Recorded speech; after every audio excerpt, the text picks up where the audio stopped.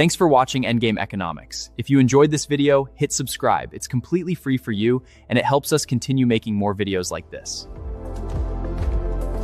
Imagine for a second that you live in a sprawling apartment building where the absolute richest residents can literally veto the fire alarms. Oh, and they're completely immune if they decide to, say, punch you in the hallway. Welcome to the United Nations. You know, to the outside observer, it's this multi-billion-dollar behemoth that functions remarkably like a wildly expensive, seemingly powerless homeowners association. If your neighbor forcibly annexes your kitchen, sure, you can file a formal complaint. But if the guys in the penthouse do it, absolutely nothing happens. Today, we're popping the hood on this incredible geopolitical machine for this explainer to understand exactly why it operates the way it does.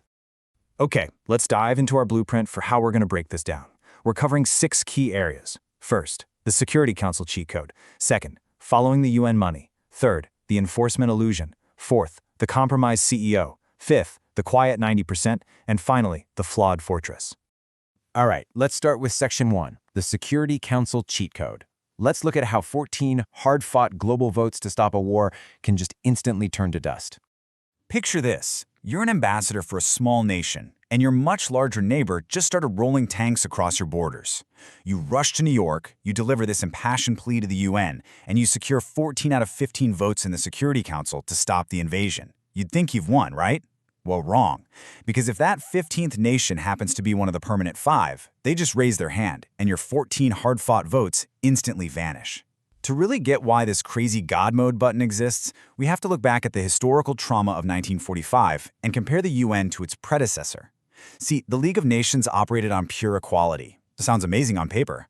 But when the League condemned global heavyweights, those heavyweights just packed up their stuff and left, which effectively killed the whole organization. So the UN's founders realized a really cold truth. You simply cannot force superpowers to act against their core interests. The veto is essentially a cynical, highly calculated bribe. It's the UN saying, look, we'll let you protect your interests, just please stay in the room. So, the absolutely crucial point here is that this immense power has been invoked over 300 times since 1946. The permanent 5, that's the US, Russia, China, France, and the UK, have used this cheat code repeatedly to protect their absolute most vital interests, or, to shield their allies. It essentially turns international law into a tiered system where the rules apply to literally everyone except the rule makers. I mean, a P5 member can veto their own condemnation. It's wild. Moving right along to Section 2, following the UN money, because we really need to see who actually pays the bills here. If the whole system is basically rigged by the nations with the biggest arsenals, who is paying for all the microphones and the mahogany desks? Well, the answer reveals exactly why superpowers treat the UN less like a charity and much more like a strategic investment portfolio. The UN functions essentially as a global HOA with a planetary progressive tax system based on gross national income.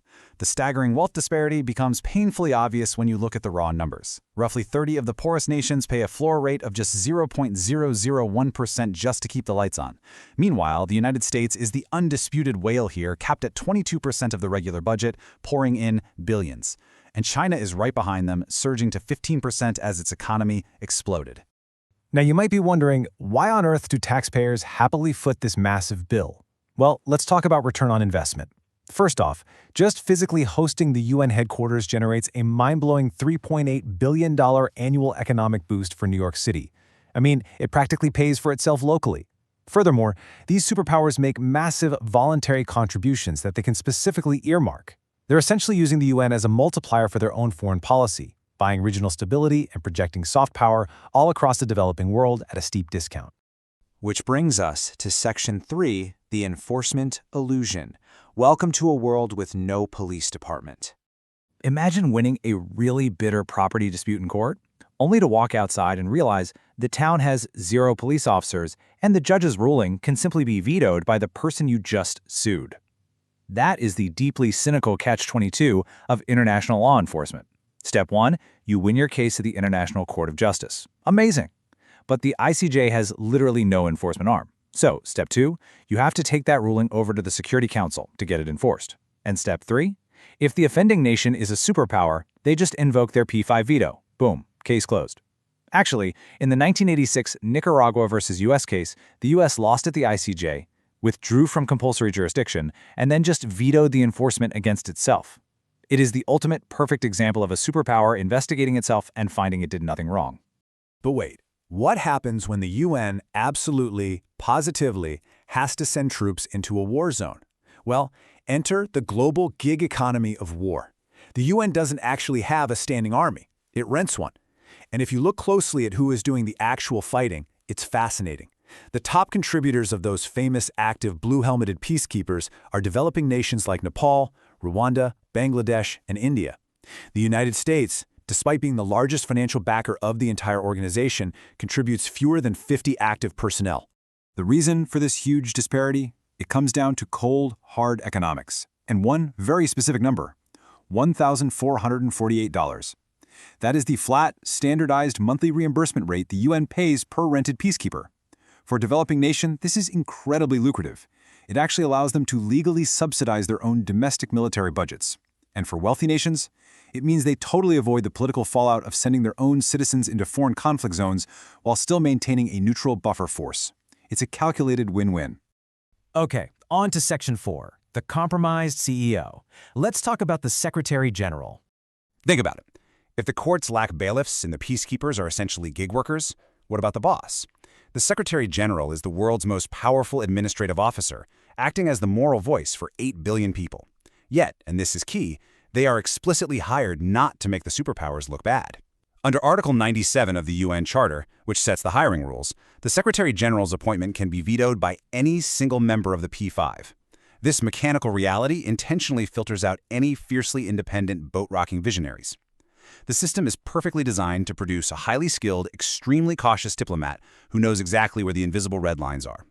There's a running dark joke in diplomacy.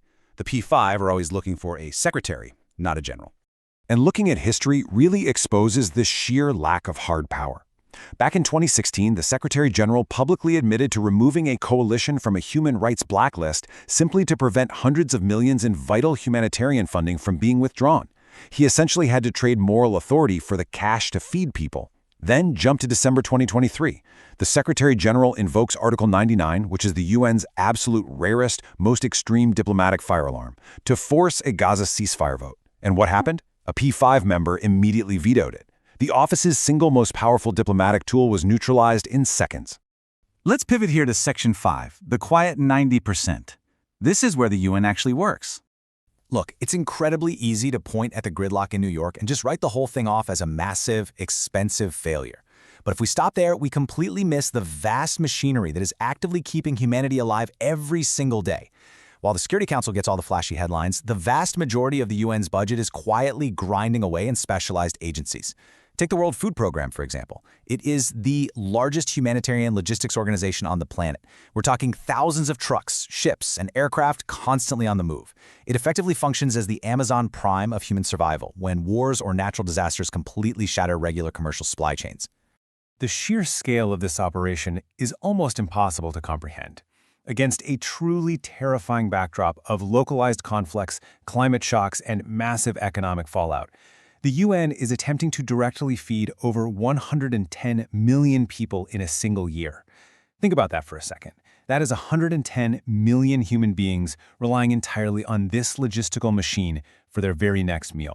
And the mechanics of how they deliver this aid have totally evolved. By utilizing biometric IDs and mobile money transfers, the UN now injects cash directly into crisis zones. This allows refugees to buy food from local markets, which prevents local agriculture from completely collapsing. But there is a very dark side to this. When donor fatigue sets in and that voluntary funding dries up, UN logistics officers are forced into making agonizing decisions, literally cutting calories from daily rations. Now, critics might call this a global band-aid that subsidizes bad leadership, but honestly, without it, we wouldn't just see mass starvation. We would see total, absolute state collapse. Which leads us to our final verdict in Section 6, the flawed fortress. So we've pulled back the curtain on the entire multi-billion-dollar machine. We've explored the cynical vetoes, the progressive funding structures, the rented armies, and those massive logistical food banks. So what's the verdict? Is this just expensive diplomatic theater or an absolute global necessity?